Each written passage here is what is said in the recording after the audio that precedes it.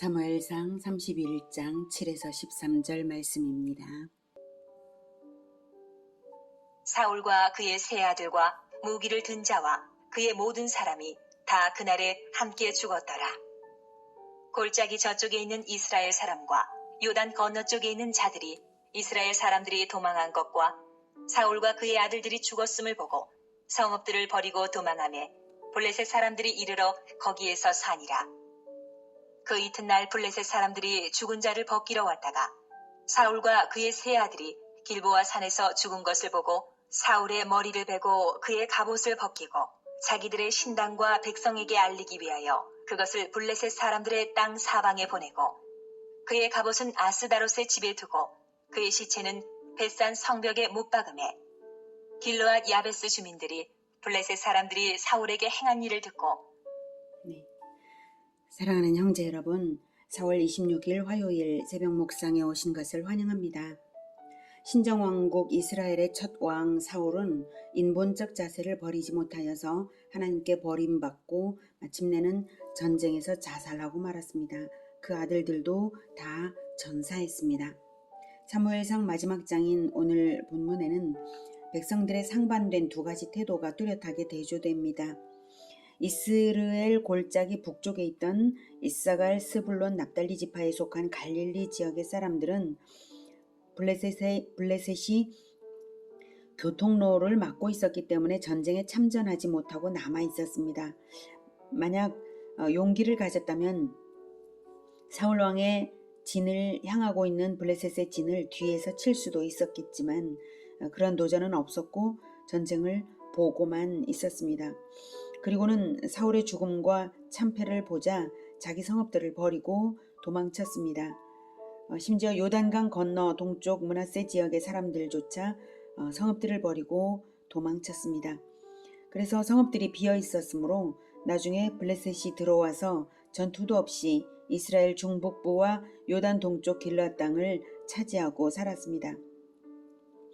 만약 공동체를 구하고자 하는 마음이 있었다면 목숨을 걸고 대항하여 싸울 각오를 할 수 있었을 것이고 블레셋이 거저먹기로 땅을 차지하도록 두지는 않았을 것입니다. 도망치는 것은 용기가 없어서만이 아니라 공동체의식도 사랑도 믿음도 없었기 때문에 일어난 일입니다. 그러나 모두가 그런 사람들만 있는 것은 아니었습니다. 길르앗 야베스 주민들은 달랐습니다. 길보아 전투 이튿날에 블레셋은 전사자들의 시체에서 약탈하기 위해 왔다가 사울의 머리와 갑옷을 자기들의 아스다롯 신당에 보내고 머리 없는 시체는 벳산 성벽에 못 박았습니다. 길르앗 야베스 주민들은 그것을 보고 일어난 것입니다. 길르앗 야베스 주민들이 블레셋 사람들이 사울에게 행한 일을 듣고 모든 장사들이 일어나 밤새도록 달려가서 사울의 시체와 그의 아들들의 시체를 벳산 성벽에서 내려가지고 야베스에 돌아가서 거기서 불사르고 그의 뼈를 가져다가 야베스 에셀 나무 아래에 장사하고 7일 동안 금식하였더라. 길르앗 야베스에서 사울의 시체가 달린 벳산까지의 지형은 험준한 계곡이 있었고 주위엔 블레셋 족속들이 있었기 때문에 밤 시간에 가야 했고 장정들이 가야 했습니다. 약 21km 정도의 거리를 밤 사이에 빠르게 이동한 것입니다. 그리고 사울과 아들들의 시체를 길르앗 야베스에 장사하고 7일간 금식을 함으로써 애도했습니다. 길르앗 야베스와 벳산의 위치를 보면 이것이 길보아산 전투가 있었던 길보아산이고요. 그리고 이것이 가나안 이스라엘 땅인데요. 요단강이 이렇게 흐르고 있죠. 갈릴리 호수이고 여기 길보아산이 있습니다. 블레셋은 길보아산에서 사울의 시체를 가져다가 벳산 여기에서 성벽에 매달았습니다. 그리고 길르앗 야베스는 이쪽에 있고요. 여기에서 벳산까지 가서 시체를 가져다가 여기 길르앗 야베스에서 장례를 한 것입니다. 이것이 좀 더 이제 자세한 지도인데요. 길보아 산이 있고요. 여기서 전투가 벌어졌죠. 그리고 벳산에 시체가 매달렸고 여기에 있는 야베스에서 갔다가 와서 여기에 장례를 치렀습니다.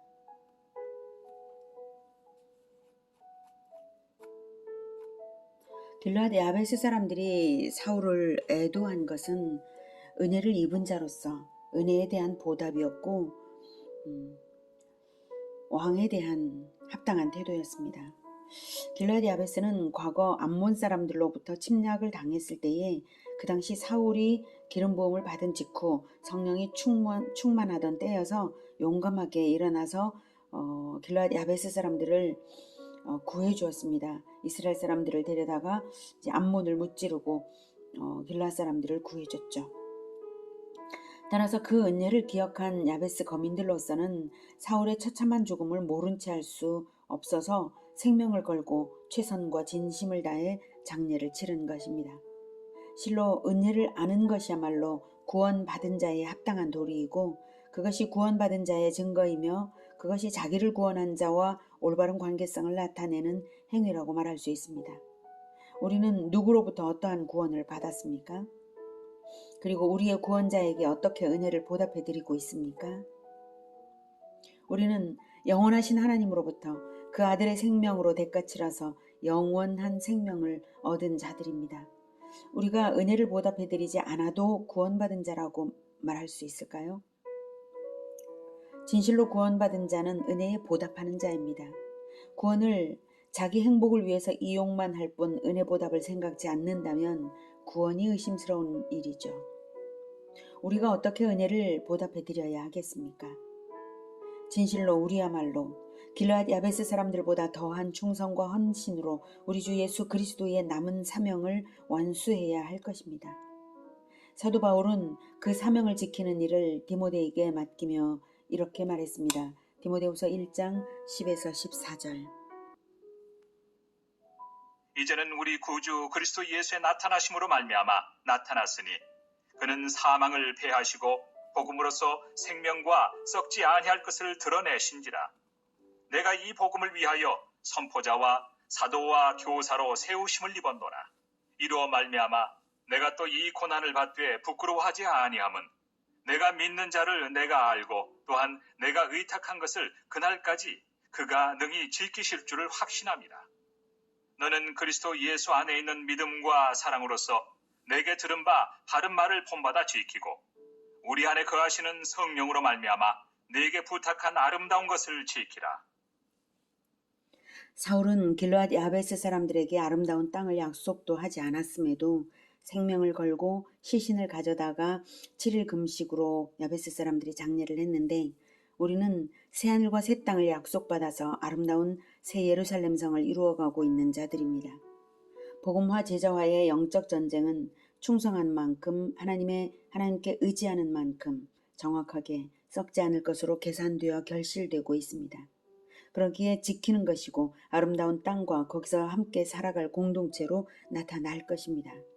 사도 바울만 아니라 우리 역시 복음 선포자와 교사로 부르심을 받았습니다. 복음 선포로서 가르침으로써 우리가 아름다운 것을 지키는 것입니다. 예수님께서 우리에게 주신 지상 명령이 그것입니다.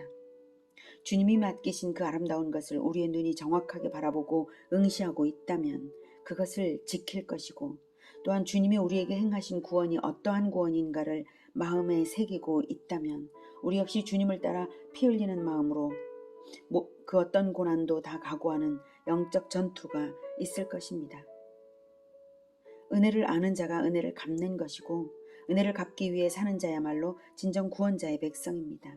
십자가의 은혜가 얼마나 놀랍고 아름답고 부유한 것인지를 깊게 묵상하시면서 기꺼이 주님의 남은 고난을 내 육신에 채우는 그러한 각오로서 우리 모두 은혜 갚는 인생들 되시기를 기원합니다. 기도하겠습니다. 하나님, 우리가 자발적으로 주님의 은혜를 갚아드리기 위해서 나서지 않는다면 어떻게 우리가 구원받은 자라고 할 수가 있겠습니까? 주님은 우리를 구원하시기 위하여서 영광의 보좌를 떠나서 비천한 세상으로 오셨고 자기 생명을 완전히 내어주셔서 모든 고난을 받으시며 죽음 당하셨습니다. 그러니 우리가 주님의 은혜를 갚기 위하여 늘 감사하며 고난을 기쁘게 당할 수 있기를 원합니다. 심지어 주님께서 우리에게 약속하신 그것이 지극히 아름다운 새하늘과 새 땅인 것, 새 예루살렘 성인 것을 생각할 때에 우리가 그 어떤 것도 주님을 위하여 바치는 것이 아깝지 않고 참으로 기쁨으로 소망으로 할 수 있음에 감사드립니다.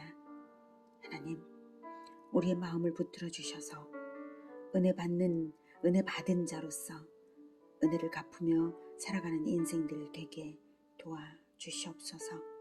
예수 그리스도 이름으로 기도드립니다. 아멘. 이어지는 시간은 개인 기도 시간입니다.